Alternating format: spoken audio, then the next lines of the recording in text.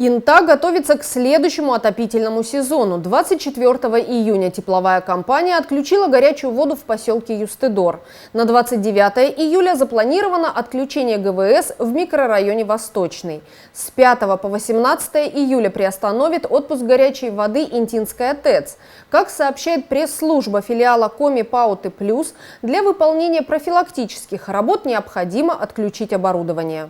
За это время в химическом цехе будут отремонтированы фильтры, коллекторы и трубопроводы сырой и осветленной воды. Большой объем работ запланирован в турбинном и котельном отделениях, на топливоподаче, насосной системе гидрозолоудаления. Профилактические работы необходимы для качественной подготовки ТЭЦ к следующему отопительному сезону. Данное отключение ГВС является единственным плановым в межотопительном периоде. Гидравлические испытания теплосетей ТЭЦ провела без отключения потребителей.